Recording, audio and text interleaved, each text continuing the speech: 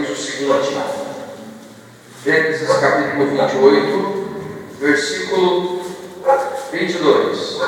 Aqui diz, Gênesis 28, 22. E a pedra que erigi por coluna, diz Jacó, será a casa de Deus, e de tudo quanto me concederes, certamente eu darei o dízimo. Então Jacó fez um pacto com Deus. E quando ele foi para a terra de Labão, seu tio, que se tornou seu sogro, a Bíblia mostra que quando ele foi para lá, para a casa do tio dele, fugindo do irmão dele, Esaú, ele foi com a roupa do corpo, sem um vintém furado, sem nada.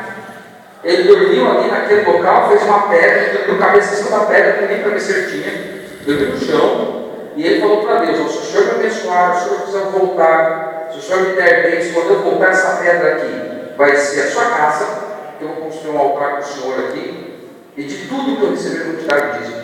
E a Bíblia fala que 21 anos depois, Labão ele voltou para sua casa, porque Jacó falou: Jacó, sai daqui, você está rico demais, eu não aguento mais olhar para você. Cada dia que passa você está mais rico e eu estou cada vez mais pobre. Então sobe. E aí quando Jacó voltou para a casa dele, ele voltou com medo do irmão Esaú, porque Jacó, ele era assim, um menininho meio doméstico, só ficava em casa, lavava a mano. Agora o Esaú não, ele era guerreiro, caçador. E Deus Jacó fala assim: eu tenho que voltar para o meu pai e minha mãe, mas e quando o Esaú vai voltar? Se ele queria me matar 20 anos atrás, ele vai querer matar ele, será que ele esqueceu? Mas a Bíblia fala que Deus abençoou tanto Jacó, que quando ele voltou, Esaú foi ao seu encontro. E daí Jacó pegou e falou assim: manda toda a riqueza que eu tenho para Esaú, e daí a gente paga para ele e não me mata, pelo menos. E quando for mandar a riqueza, ele disse assim: eu não quero nada, eu quero você, minha filha. E Esaú deu um abraço. Então Deus abençoou Jacó, fez dele um homem rico, tirou o rancor do coração de Esaú, trouxe o perdão à vida da família. Mas os pecados de Jacó tiveram suas consequências. Por quê? Porque a Bíblia fala que Rebeca amava mais Jacó que Esaú. E depois que Jacó saiu de casa, ao voltar 20 anos depois, quando ele chegou, sua mãe já havia morrido. Ele nunca mais teve oportunidade de ver sua mãe. Ou seja, o pecado sempre tem consequências. Só que quando nós somos fiéis, Deus dá a gente. Nunca pense que Deus vai dar as portas para você. Jesus, ele aprovou a devolução do dízimo.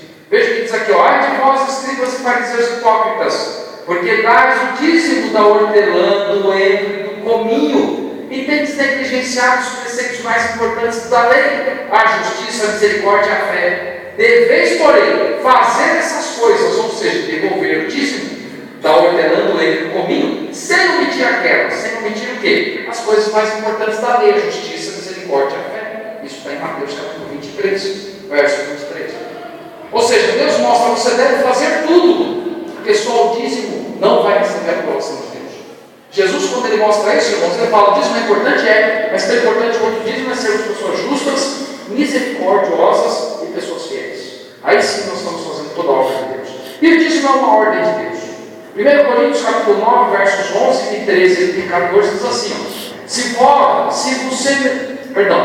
nós nos semeamos as coisas espirituais, Paulo está dizendo, será muito recolhermos de vós bens materiais? Não sabeis vós que os que prestam serviços sagrados do próprio templo se alimentam? A quem serve ao altar, do altar tira o seu sustento. Assim ordenou o Senhor, também o Senhor, aos que pregam o Evangelho, que vivam do Evangelho. E quando Paulo fala isso, o que ele está querendo dizer? Que o pregador tem que viver do Evangelho mesmo. O pastor vai ter que receber um salário da igreja, porque ele está pregando o Evangelho, como Paulo diz aqui, está semeando coisas espirituais. E será que é muito para aquele semeio espiritual receber o material? É isso que o apóstolo Paulo está dizendo. Ou seja, aquele que se dedica ao pastoreio da igreja, ele deve viver desse tipo de trabalho. Agora, o trabalho de pastoreio, irmãos, então, não é simplesmente pregar a palavra, é pastorear. O pastor, ele não ia falar com a ovelha só na hora de dar comida. O pastor, ele protege, o pastor, ele anda junto, o pastor repreende, o pastor alimenta. Então, quando a ovelha era rebelde, o pastor era lá e dar uma pancada, né? Então, na igreja é a mesma coisa, o rebelde, o pastor de vez em quando tem que dar pancada. Entendeu? Não tem jeito. dia, né, uma pessoa falou para mim assim: ô pastor, eu não posso ter função na igreja porque eu sou muito nervosa, eu dou bronca mesmo. Eu falei: mas tem que dar bronca, alguém tem que dar bronca no povo.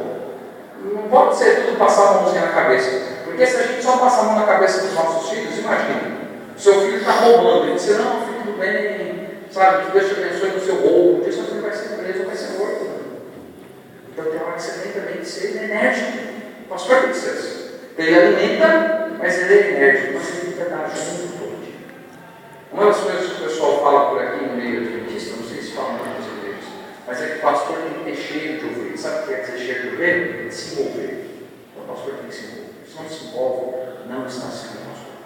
O pastor de verdade tem que se envolver. Por quê? Porque ele ganha cargos. Então, o pastor não é funcionário seu. Sabe de quem que o pastor é funcionário? De Deus. É muito pior que você ser funcionário. É de Deus. Ele vai prestar conta para quem? Para Deus. E não é só o pastor, tá? Aí seria o pastor, o apóstolo, o bispo, o padre, o papa, qualquer um desses que é líder religioso, o sheik, o guru, diz que é líder religioso, vai prestar conta para Deus. Tá bom? Todos os tipos. Vamos lá. Continua aqui. E as ofertas?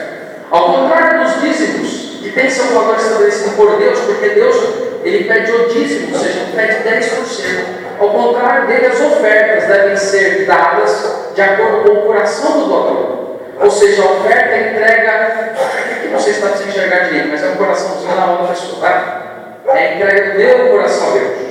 Então a oferta eu determino, isso não é Deus que determina. Olha o que ele diz em 2 Coríntios 9:7. Cada um contribua segundo tiver proposto aonde? No coração, não com tristeza ou por necessidade, porque Deus ama quem dá como? Então Deus quer que você dê ofertas com alegria. Deus quer mesmo isso. Então quando você olha aqui, 2 Coríntios 9:7, você vê basicamente o resumo do que é dar ofertas. Agora, justiça e amordomia. Quem destrói a criação de Deus, irmãos, será destruído pelo Criador. Compreenda bem isso. Deus, ele nos colocou nesse mundo para sermos mordomos em todos os aspectos. Nos talentos que temos, no nosso corpo, no nosso tempo e no nosso dinheiro. E se não formos mordomos de verdade, aí nós seremos destruídos por Deus no dia do julgamento. Olha o que diz Apocalipse 11:18. Na verdade, as nações se enfureceram. Chegou, porém, a tua ira, no caso a ira de Deus, e o tempo determinado para serem julgados os mortos, para se dar o galardão aos teus servos, ou seja, os servos de Deus, os fiéis, os profetas, aos santos e aos que temem o seu nome. Que aqui João define quem são esses, os servos de Deus e os profetas, os santos, os separados de Deus e os que temem o nome dele. Tanto aos pequenos como aos grandes, e para destruírem quem? E para destruírem quem? Os que destroem a terra. Então Deus um dia vai trazer juízo e destruir aqueles que destroem a terra. Aqueles que acabam com a natureza, aqueles que te levam a não ter comunhão, aqueles que corrompem o templo do Espírito Santo. Tudo isso um dia Deus vai trazer juízo. Agora, a fidelidade proporciona a nós bênçãos bíblicas. Abra a tua Bíblia em Lucas, capítulo 12, verso 15.